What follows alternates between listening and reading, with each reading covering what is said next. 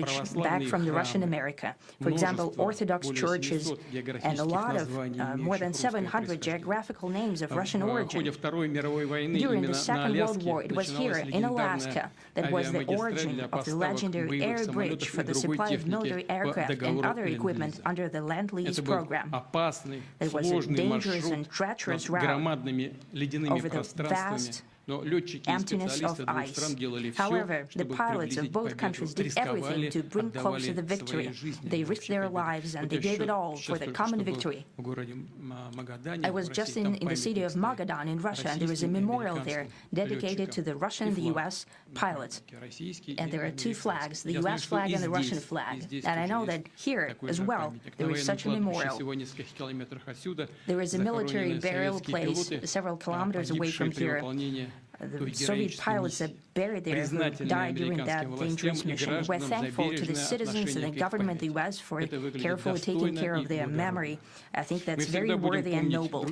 We'll always remember other historical examples when our countries defeated common enemies together in the spirit of battle camaraderie and allyship that supported each other and facilitated each other. I'm sure that this heritage will help us rebuild and foster mutually beneficial and equal ties at this new stage, even during the hardest conditions. It is known that there have been no summits between Russia and the U.S. for 4 years, and that's a long time. This time was very hard for bilateral relations, and let's be frank, they've fallen to the lowest point since the Cold War. I think that's not benefiting our countries and the world as a whole. This heritage will help us rebuild and foster mutually beneficial and equal ties at this new stage, even during the hardest conditions. It is known that there have been no summits between Russia and the U.S. for 4 years, and that's a long time. This time was very hard for bilateral relations, and let's be frank, they have fallen to the lowest point since the Cold War. I think that's not benefiting our countries and the world as a whole. It is apparent that sooner or later we had to amend the situation to move on from the confrontation to dialogue. And in this case, a personal meeting between the heads of state has been long overdue, naturally under the condition of serious and painstaking work, and this work has been done in general. Me and President Trump have very good direct contact.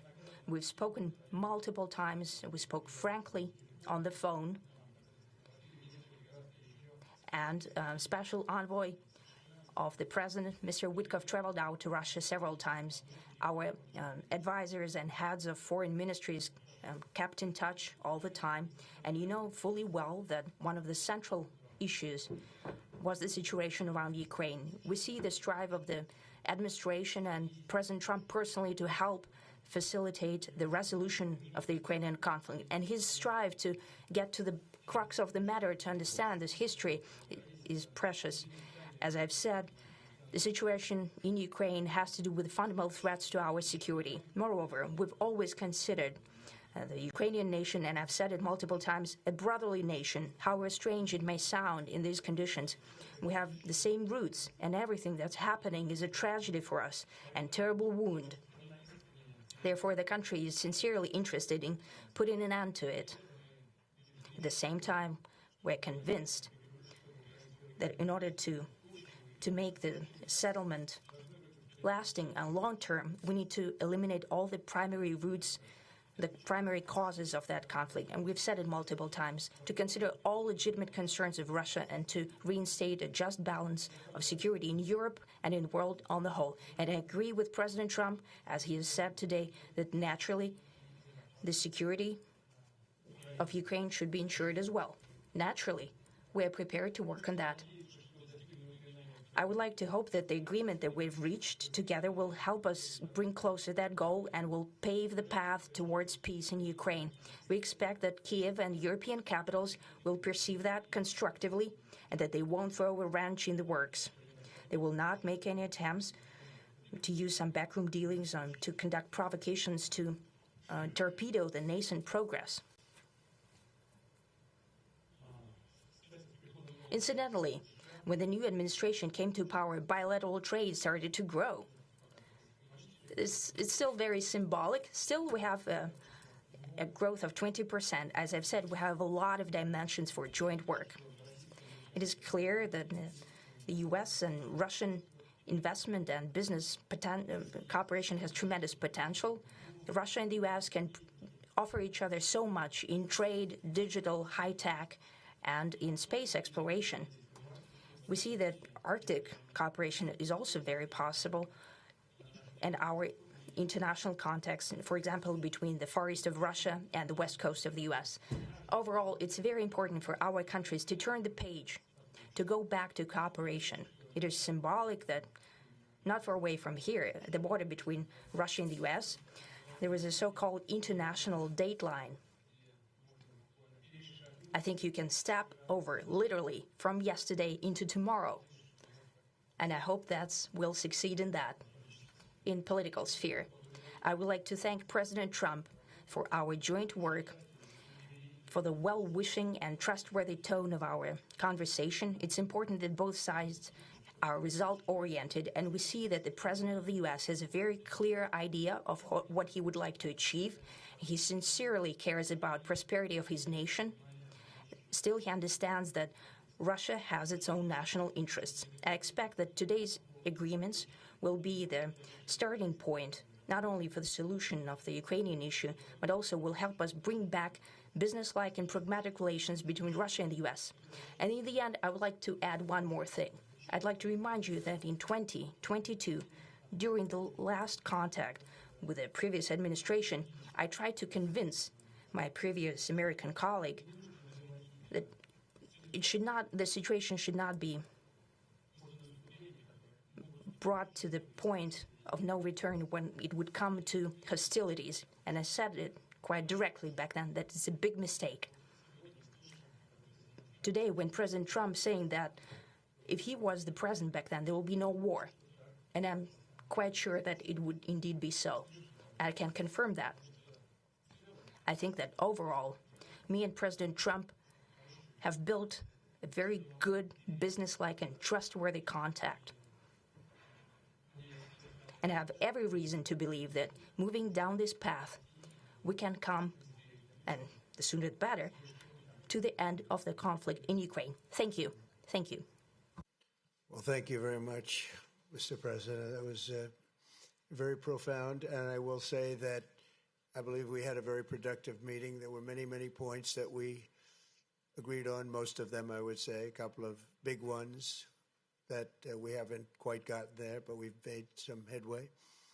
So there's no deal until there's a deal. I will call up NATO in a little while. I will call up the various people that I think are appropriate, and I'll, of course, call up President Zelensky and tell him about today's meeting. It's ultimately up to them. They're going to have to agree with what Marco and Steve and some of the great people from the Trump administration who've come here, Scott and John Radcliffe, thank you very much.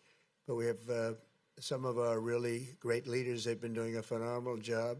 We also have some tremendous Russian business representatives here, and I think, you know, everybody wants to deal with us. We've become the hottest country anywhere in the world in a very short period of time, and we look forward to that. We look forward to dealing. We're going to try and get this over with. We really made some great progress today. I've always had a fantastic relationship with President Putin, with Vladimir.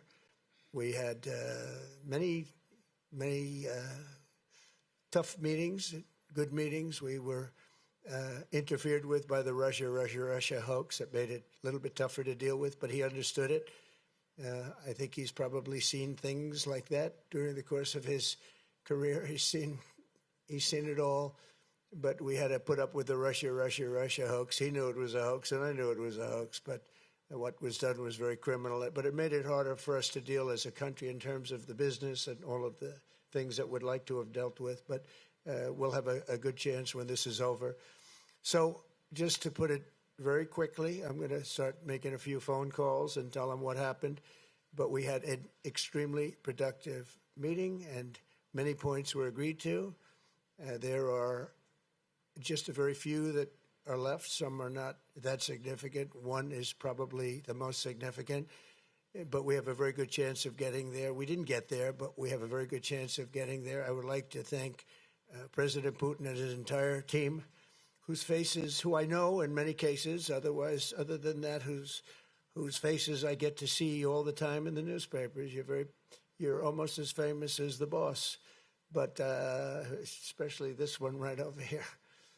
But we had some good meetings over the years, right? Good, productive meetings over the years, and we hope to have that in the future. But let's do the most productive one right now. We're going to stop really 5, 6, 7,000, thousands of people a week from being killed, and President Putin wants to see that as much as I do. So, again, Mr. President, I'd like to thank you very much, and we'll speak to you very soon and probably see you again very soon. Thank you very much, Vladimir. Next time in Moscow. Oh, that's an interesting one. I don't know. I'll get a little heat on that one, but I could see it possibly happening. Thank you very much, Vladimir. And thank you all. Thank you. Thank you. Thank you so much.